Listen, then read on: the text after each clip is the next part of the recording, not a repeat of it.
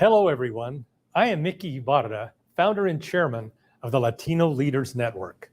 Welcome to our virtual 2020 Democratic Convention Series event honoring Senator Catherine Cortez Masto with the Eagle Leadership Award that continues a proud tradition dating back to the 2004 Democratic National Convention in Boston, where we got our start.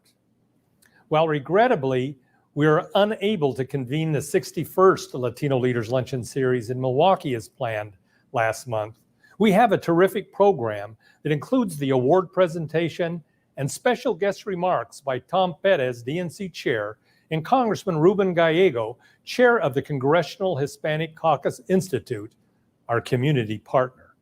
In addition, you will be treated to a conversation with Latino delegates preparing for the convention. And by the way, congratulations to the nearly 750 Latino leaders who have been elected to serve their party as delegates next week. We'll close our program with a musical salute by Las Cafeteras, who really have done a terrific job. You'll want to stay tuned to the very end of the program, which we estimate to be about 50 minutes long. Thanks to the board of directors of the Latino Leaders Network for joining us and for their support of our mission, bringing leaders together. A big welcome to our newest board member, Leticia Vandepute of San Antonio, elected just last month. Leticia served for many years in both the Texas Senate and House of Representatives and was the first woman and first Hispanic president of the National Conference of State Legislatures. We are grateful to Andrew Baldonado at Edison International, the premier sponsor of today's program. Delivering remarks for Edison International is our friend Pedro Pizarro, president and CEO of one of the nation's largest electric utilities, a PhD in chemistry from Caltech, also a graduate of Harvard, as well as a proud Puerto Riqueño. Welcome, Pedro, and thank you so much for your support. Good afternoon. I am Pedro Pizarro, President and CEO of Edison International, the parent company of Southern California Edison and Edison Energy. SCE serves one of the most diverse areas in our country, so it is important that we reflect that diversity on our board and on our team. We are honored to support the Latino Leaders Network. First, let me congratulate Senator Catherine Cortez Masto for receiving the Eagle Leadership Award. Thank you to the Latino Leaders Network and Chairman Mickey Ibarra for continuing to fulfill the mission of bringing leaders together to celebrate our progress. In sharing our stories, we inspire the next generation of leaders. It is important that we continue to highlight Latino elected officials at all levels of government who are representing our community with distinction. Today's honoree is no exception. It is imperative that our elected officials are representative of our diverse communities. Senator Cortez Masto is an example of why it is important that we exercise our right to vote. It's a fundamental principle of our democracy at an important time for our country. So please get out and vote. Thank you. We also thank Peter Villegas of the Coca-Cola Company for serving as our network sponsor. Peter is a longtime friend of the Latino Leaders Network who leads the Latin Affairs Office for Coke, and we are grateful for his outstanding support. Also, a big thank you to Lydia Martinez and Southwest Airlines, the official airline of the Latino Leaders Network, our partner since 2007. Congratulations to Lydia also, who recently announced her retirement from Southwest next month after a 30-year career.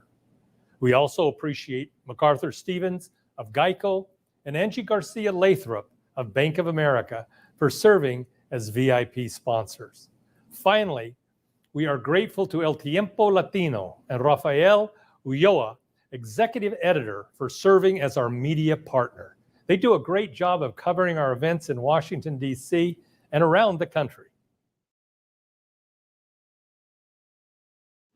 Our first guest speaker is Tom Perez, chair of the Democratic National Committee, a son of immigrants from the Dominican Republic. Now, he's no stranger to the Latino Leaders Network, having been presented with our Eagle Leadership Award as Secretary of Labor for President Obama in 2013 in Washington, D.C. In 2002, Tom was the first Latino elected to the Montgomery County Council in Maryland history. Please welcome the Honorable Tom Perez for greetings. Welcome, Mr. Chairman. Hello, Democrats. Tom Perez here. I want to say thank you for your steadfast commitment to our party, to our community, to our country, and to protecting our democracy. A special thanks to my good friend, Mickey Ibarra. It's been an honor knowing you, Mickey, for so long, and your leadership, your unfailing leadership, is an inspiration to all of us. This is without question the most important election of our lifetime. And the stakes could not be higher. Our democracy is on fire. It's a five-alarm blaze, and all of you are first responders. We've seen the devastation that this president has caused in our community. We have a COVID-19 pandemic that's disproportionately touched African Americans, Latinos, Native Americans. We see the unemployment rate disproportionately touching our communities of color. The unemployment rate among Latinos was 5.9% at the end of the Obama-Biden administration. It's more than double that now because of the incompetence of this president. You see what's happened. We have a civil rights pandemic as well. And the only thing more staggering than all of these dismal facts and figures is the incompetence that caused them.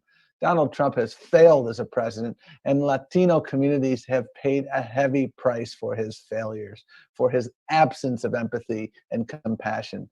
Our community is suffering, and we need new leadership.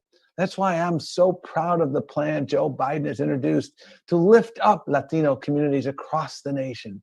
Vice President Biden has laid out a very broad blueprint to invest in Latino economic mobility, address disparities in healthcare and education, secure our values as a nation of immigrants, and treat everyone with dignity and respect. We must end gun violence that has devastated so many Latino communities, from a nightclub in Orlando to a Walmart in El Paso, and the vice president's plan does just that. This election is more than about Joe Biden, and Joe Biden is the first to tell you that. It's also about electing Democrats up and down the ticket. We must make sure that we have Democrats in the majority in the Senate. We must expand our majorities in the House, and we can win so many state house seats. One of our remarkable leaders in the Latino community is Catherine Cortez Masto. I'm so proud that she is receiving the Eagle Leadership Award. It is well deserved. Senator Cortez Masto is a champion for working families in Nevada and across the country. And we need more public servants like her at every level of government, leaders who reflect the remarkable diversity of our party and our nation. That's why this election is so important. We have an opportunity to put our country on a different track and change the course of history for the better. The power of the Latino vote is indisputable, and we need every single one of you to organize, mobilize, and help channel that power into democratic victories this November. Remember, nuestra voto es nuestra voz. Cuando votamos, ganamos. Our vote is indeed our voice, and when we vote, we win.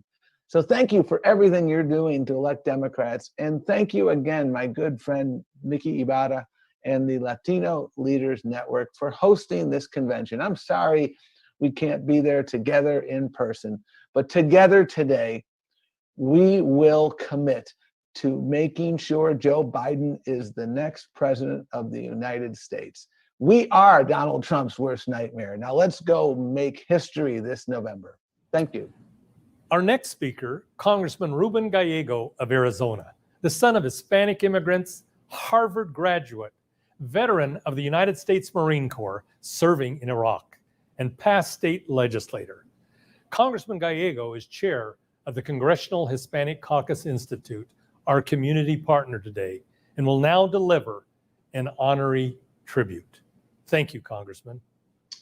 As chair of the Congressional Hispanic Caucus Institute, I join Latino Leaders Network in honoring Senator Catherine Cortez Masto for her outstanding service to the Latino community, to her constituents, and to our country.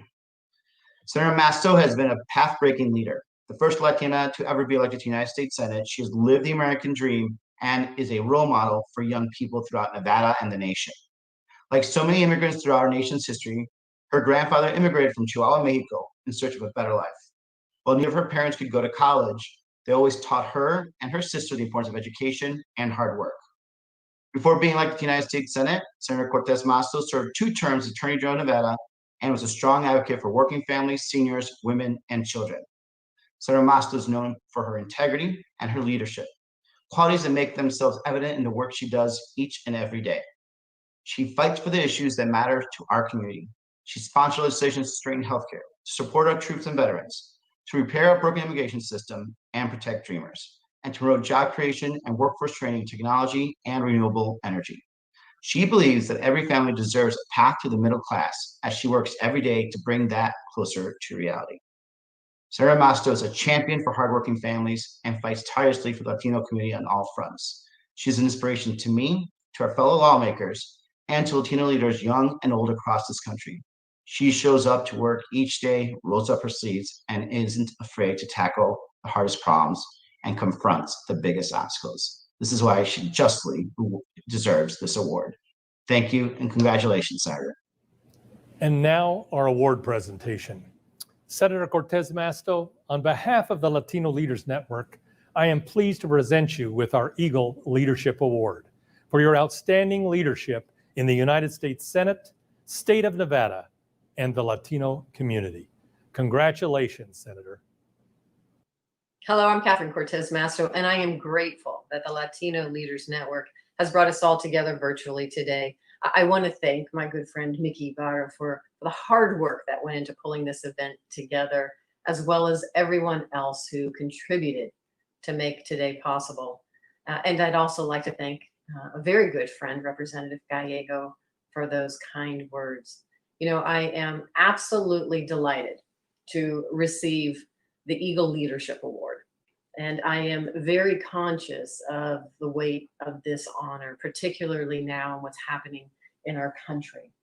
And this is a crucial time for our communities right now.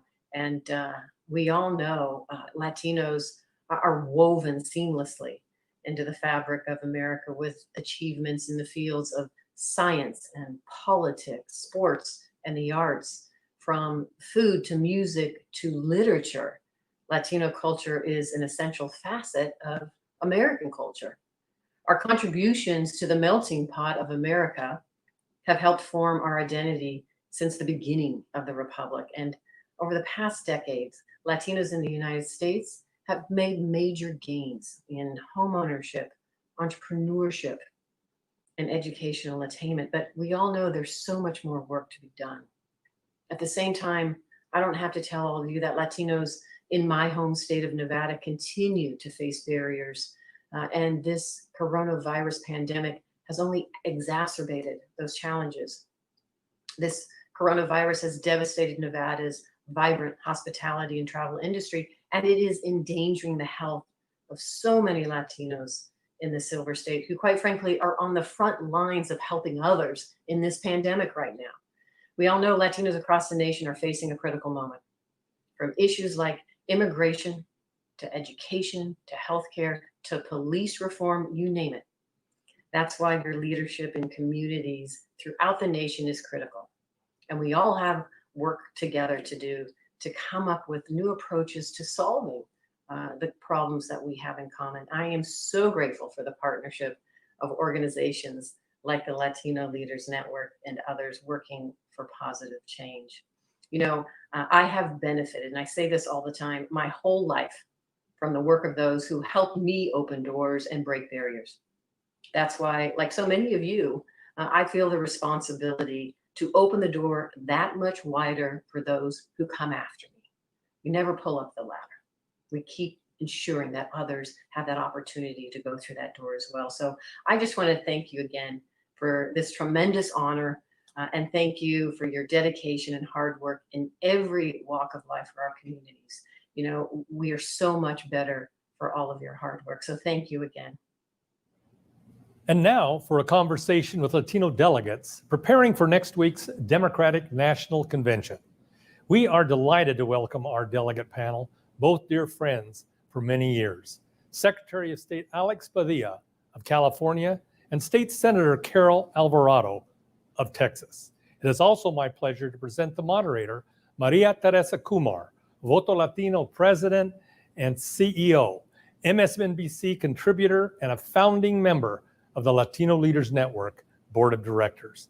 Thank you, Maria Teresa, for agreeing to moderate today's delegate conversation and also for serving as our digital partner. The program is now all yours. Mickey, thank you so much for that wonderful, warm welcome. And I hope that every single person tuning in right now, they find themselves safe, sound, and ready to make a difference in November.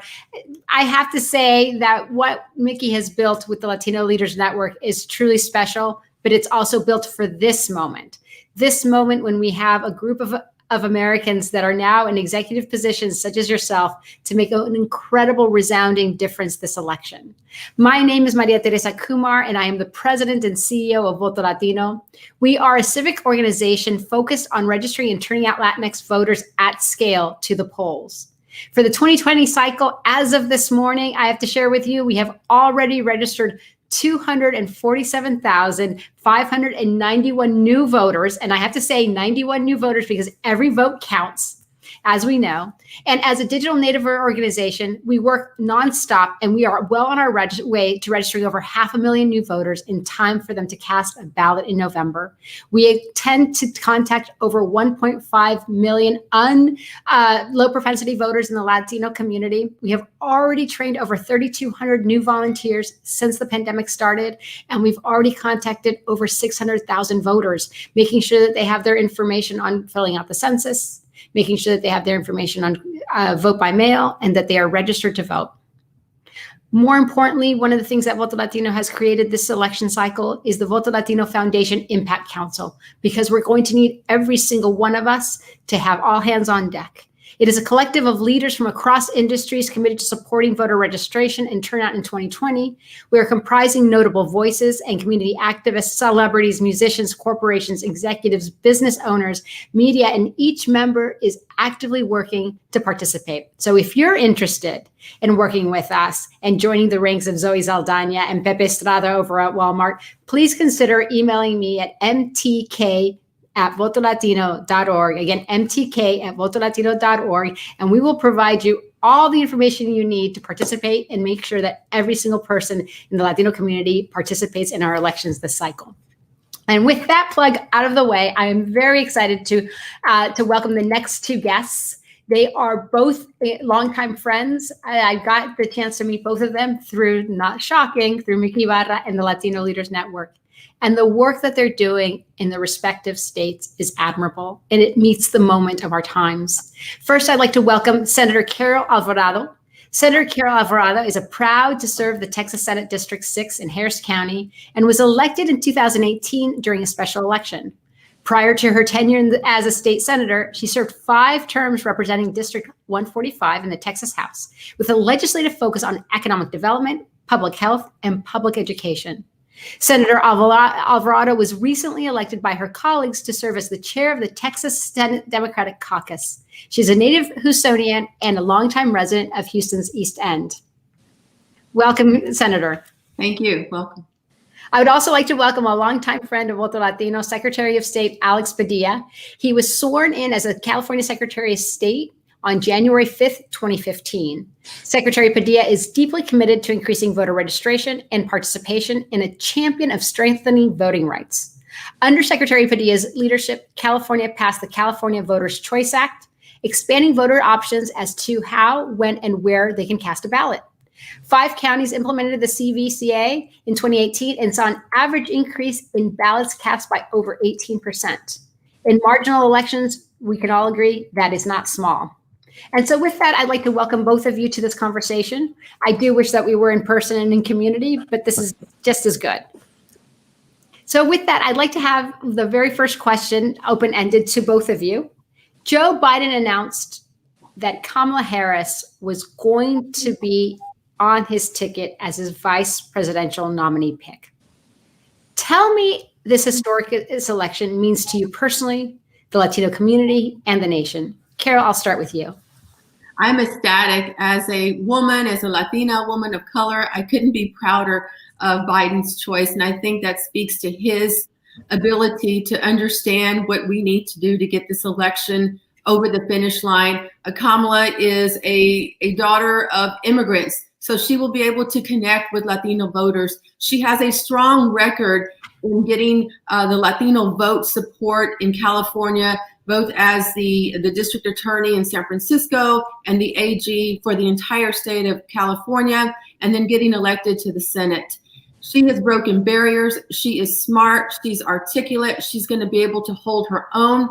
She has a track record of speaking on being supportive of DACA, immigrant rights, voting rights, and women's issues. So there's no doubt in my mind with Kamala helping to lead the ticket that we will be victorious. I've had the chance of meeting her in person in 2005, and then recently, I know that she and Alex are good friends, and I can't wait to have her in Texas because I think she's going to ignite and energize voters in Texas so that we can carry our state for Biden and turn Texas blue. We'll get into Texas pretty soon, Carol. I'm right there with you. Alex, what are your views? No, I too am ecstatic and couldn't be happier. And for people who may think I'm just being biased because she's a fellow Californian, let me tell you, Kamala Harris is the real deal. I've known her from her days as San Francisco District Attorney when I was president of the Los Angeles City Council. Worked with her firsthand when I was in the state Senate. And she was Attorney General in California during the foreclosure crisis, trying to bring about better consumer protections for consumers.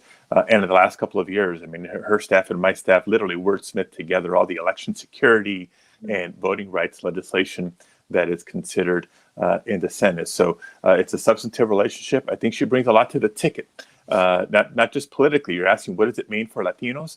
As Carol mentioned, Kamala Harris is a daughter of immigrants, so she can relate to the story and the personal experience of so many in our community across the country.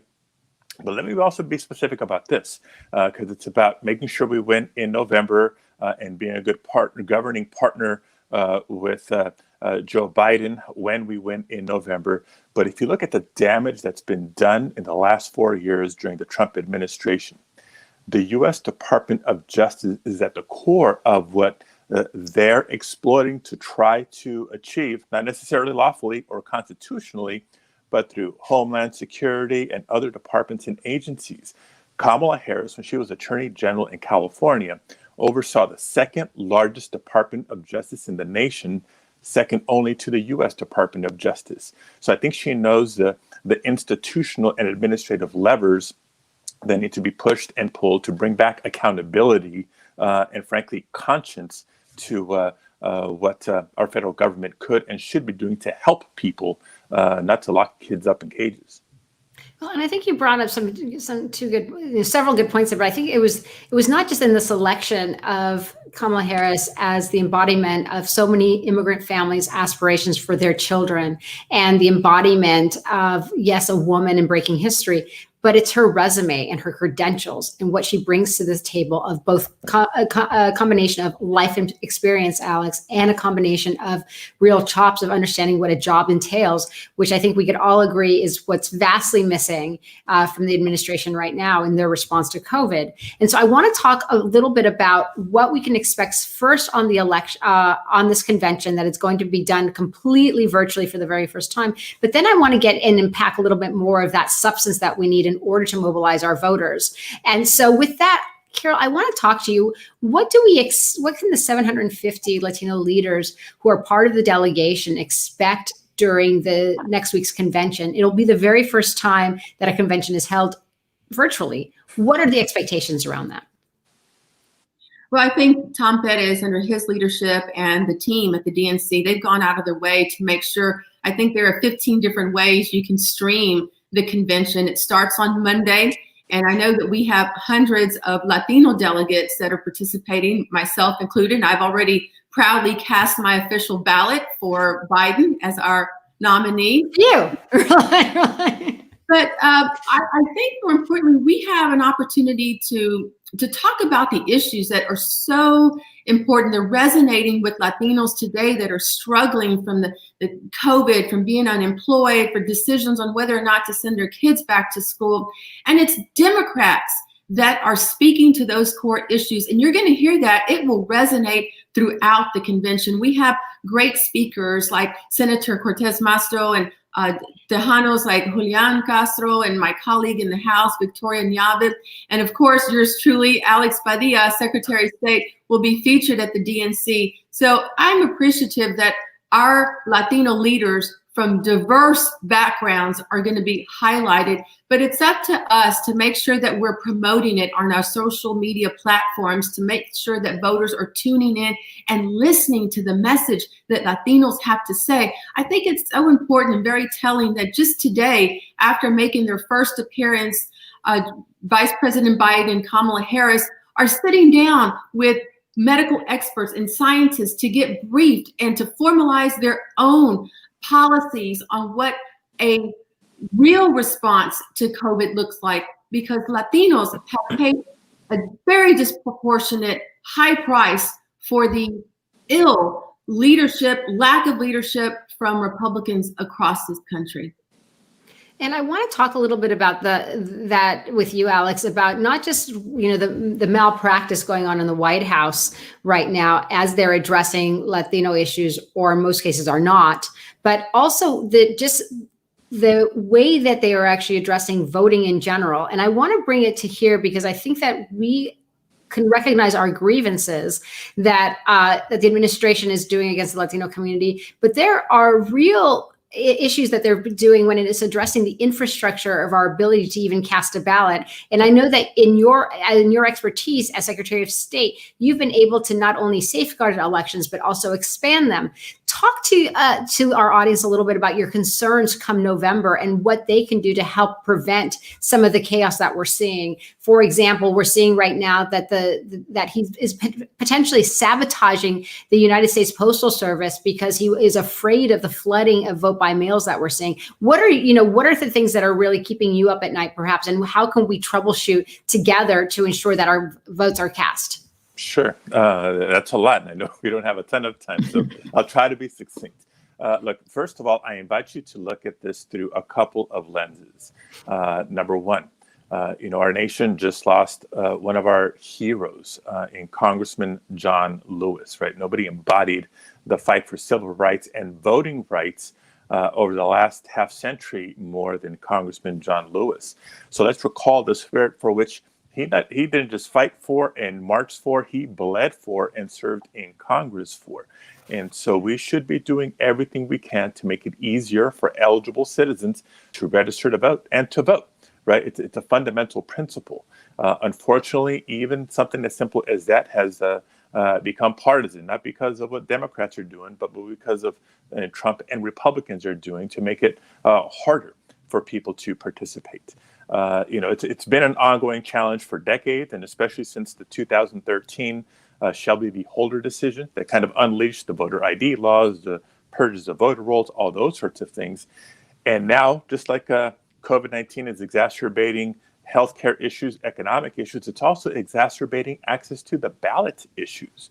We saw what the horrible experience that so many voters experienced in Wisconsin and in Georgia and other places. We should not force voters into having to choose between exercising the right to vote and protecting their health and that of their loved ones. And the best practices are there for how to do that, including expanding vote by mail.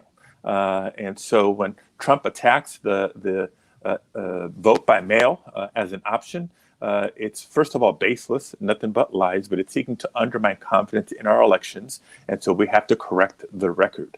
Of course, there's a lot of people who need the in-person opportunity to vote. So we got to make sure we're providing those for people who need assistance, language assistance, replacement ballots, et cetera. And so there's a national call for people to sign up as poll workers, because a lot of the seniors and retirees that have helped in previous elections are not going to be available this November.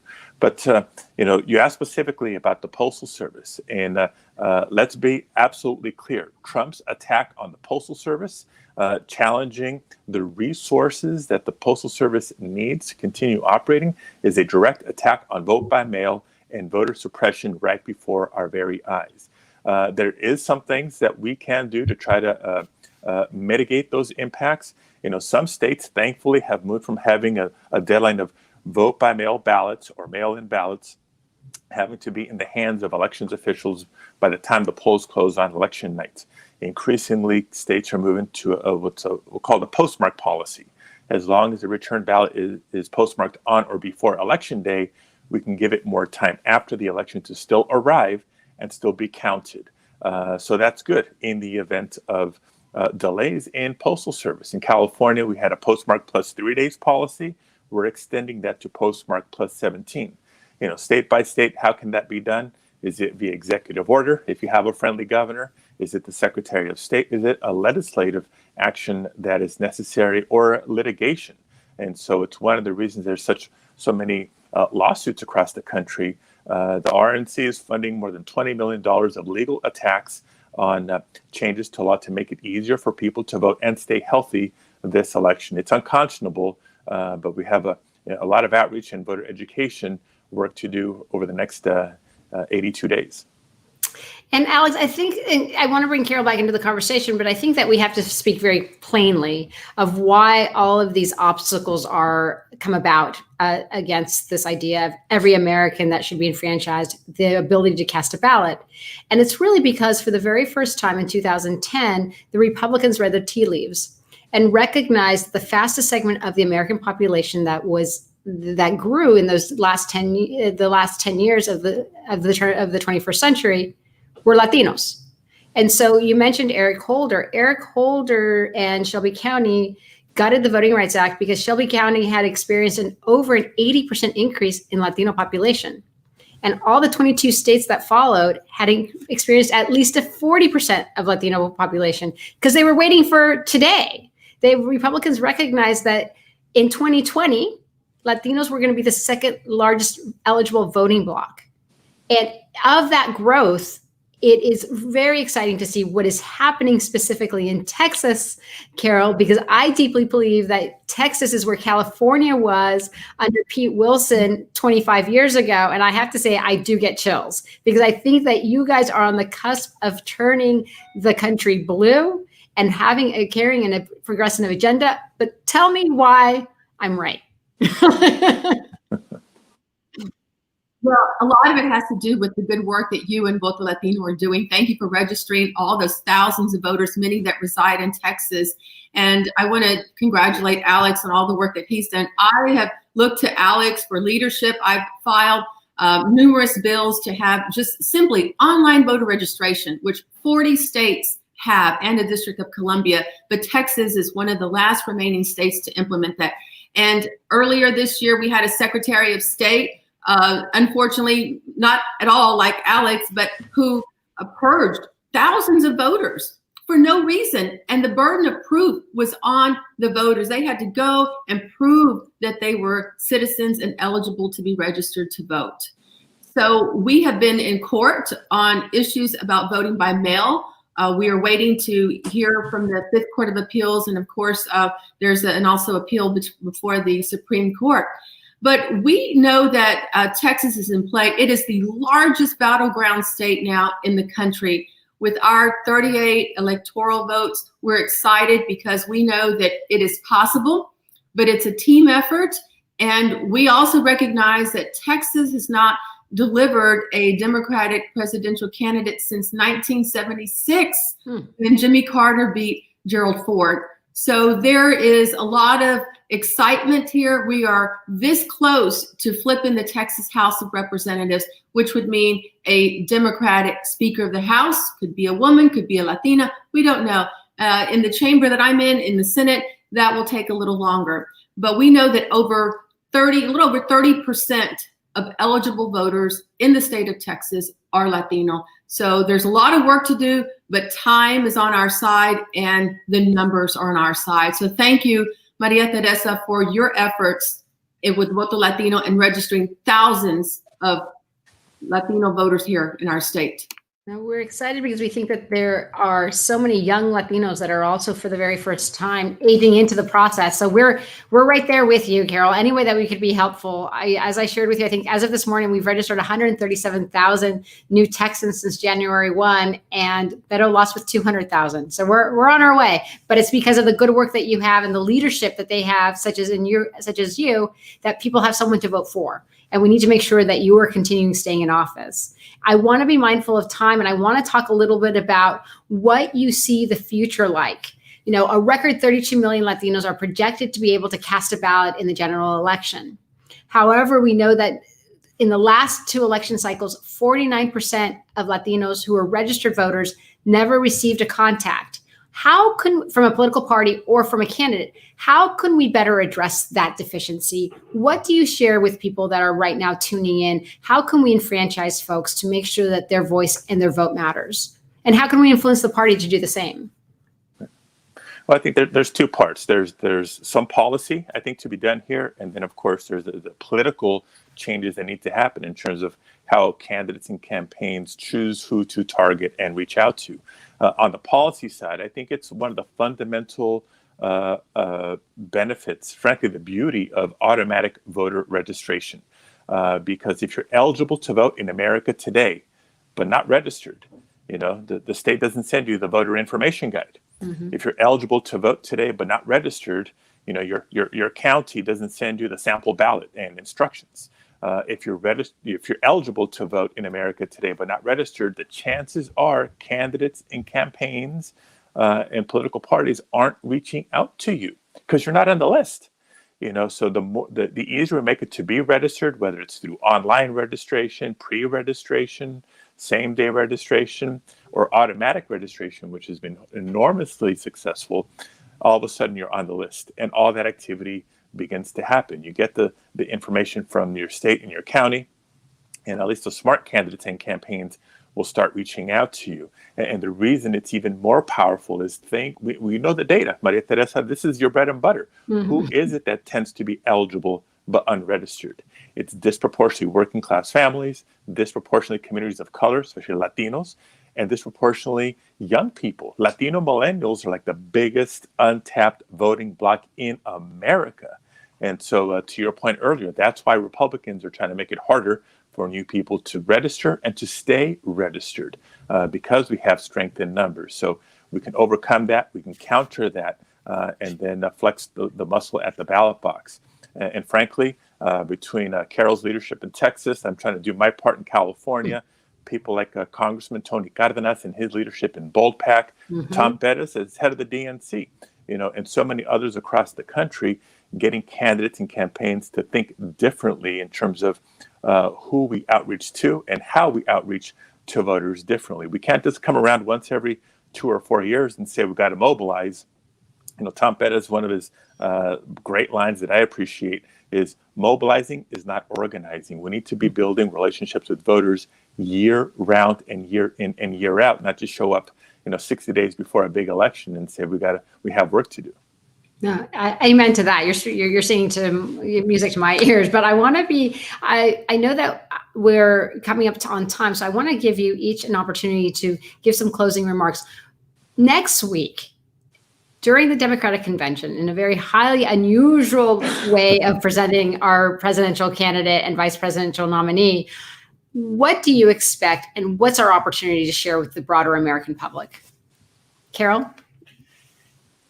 Thank you. I believe that the Democratic Party is going to be right on message, right on point about issues that we are faced with today, health disparities. You know, the COVID virus has just shed a light on many of the issues that we've known about. We know that Latinos suffer disproportionately from heart disease, from diabetes, lack health insurance in a state here like Texas where the leadership has refused to expand Medicaid, leaving thousands and thousands of Latinos without insurance.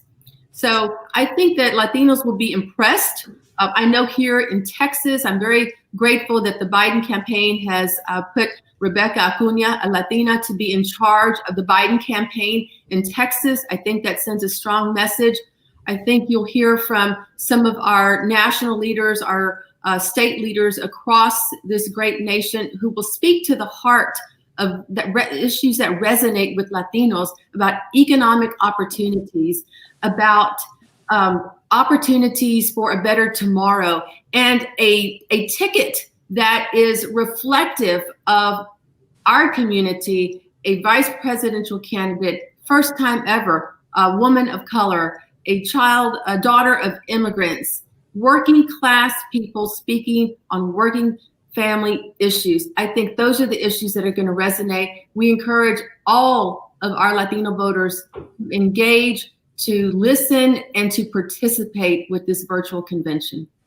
Thank you, Carol. Alex? Yeah, look, I think, in the past, people have tuned into political conventions at times for entertainment. And there will be some of that, no doubt. We look to political conventions for inspiration. And there will definitely be a lot of that. It's a great lineup, and our ticket, I believe, is very, very inspirational. But I'm also looking forward to being reminded and having a lot of Americans being reminded of the stakes of this November. Right, we reflect on what we have all been through these last 4 years, and the choice of we can continue down that road or not. But also reminded, think back to January of this year. There was already the feeling that this would be the most consequential election of our lifetime. And you picked the issue. Is it healthcare access? Is it immigration reform? Is it gun safety in our communities? Is it, on and on and on. And that was all before the impact of COVID-19. And as horrible as the impact has been economically, on health, and otherwise, it has raised the stakes.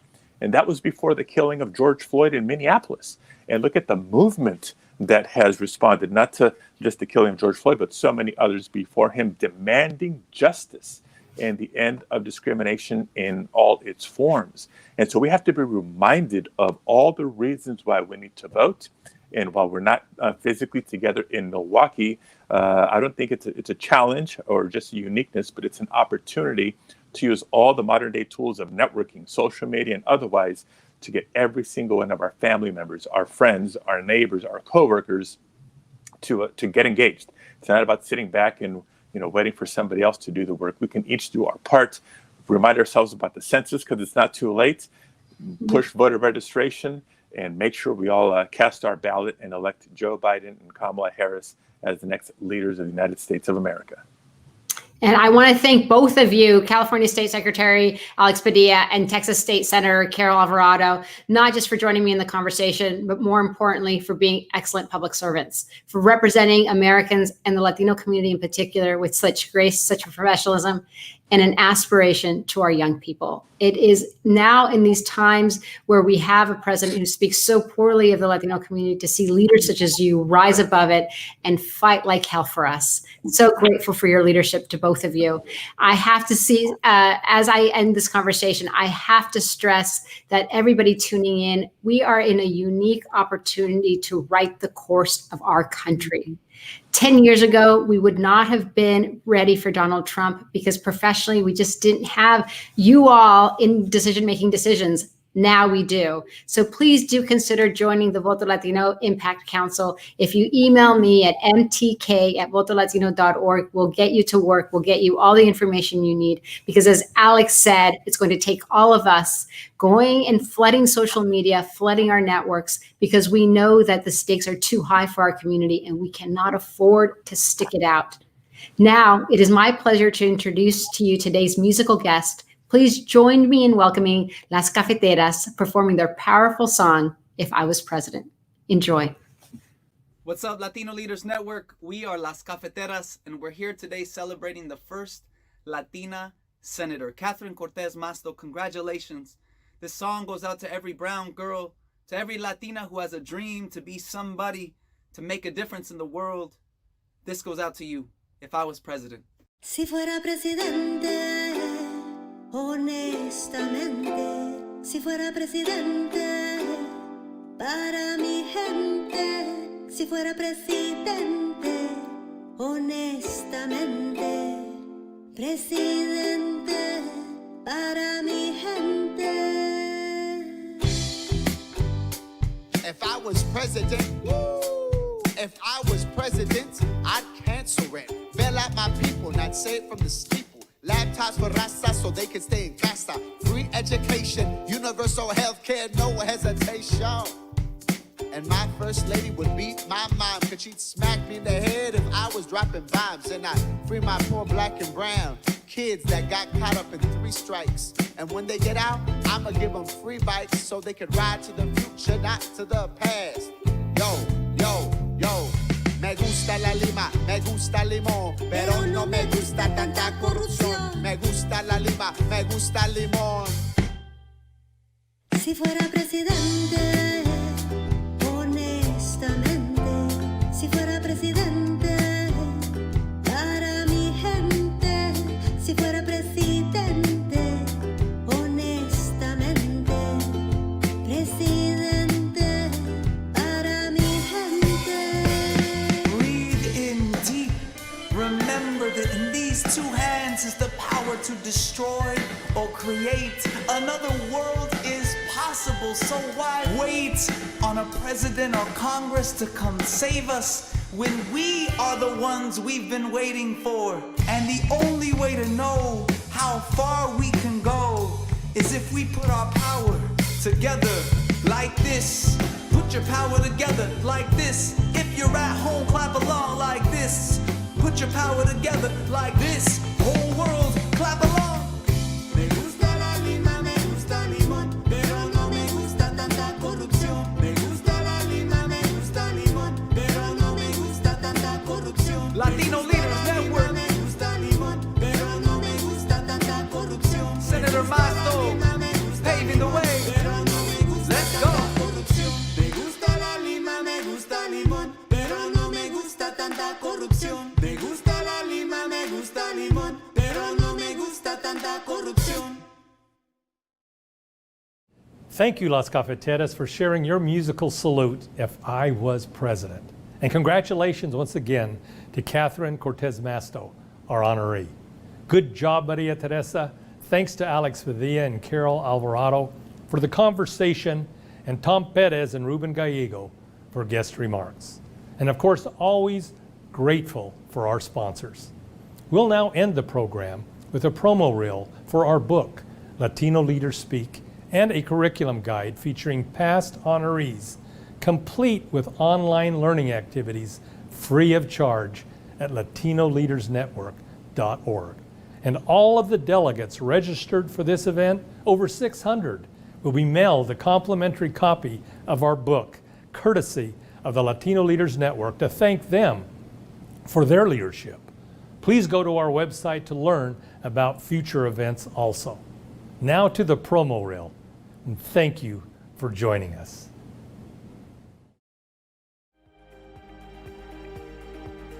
More and more of America's school children are Latino, 25% nationwide and growing fast. There is a need for Latino role models, inspiring heroes, and outstanding leaders in the classroom. The Latino Leaders Network and the California Global Education Project have partnered to make a unique curriculum guide. It will engage students to learn about the powerful stories of Latino leaders in contemporary society. These stories inspire us to be better members of our community, our nation, and the world. Our goal is to inspire the next generation of leaders from high school to early college. Help us get the word out to educators. Let them know of this valuable new resource and urge them to get it into our classrooms. And it's all free of charge.